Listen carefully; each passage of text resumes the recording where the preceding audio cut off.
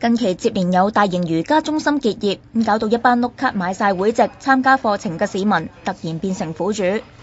消委會喺今年頭9個月收到735宗涉及瑜伽同健身中心嘅不良銷售投訴，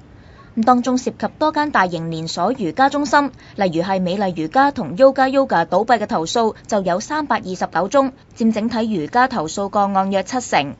喺投訴個案中，有健身中心以免費入會嘅着數給客，當投訴人開始使用服務嗰陣，即刻被職員疲勞式轟炸，硬銷健身課程訓練等嘅合約，最終要成60幾萬找數。亦有投訴人買咗1年會籍，但職員喺碌卡嘅時候撳咗2年會籍嘅費用，事後仲拒絕取消交易添。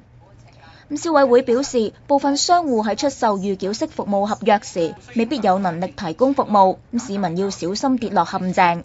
譬如如果你參加緊嗰啲嘅中心裏邊咧，佢突然之間會不斷咁樣積極嚟游說去加一啲新人入會啊，或者經常又取消一啲嘅課堂啊，換導師啊，或者係好多時咧用一啲好平嘅價錢去吸引，但係又要你簽一啲長期嘅合約啊等等啦，咁大家都要小心一啲。佢又話，政府正修訂商品說明條例，立法規管不良銷售手法，保障消費者嘅權益。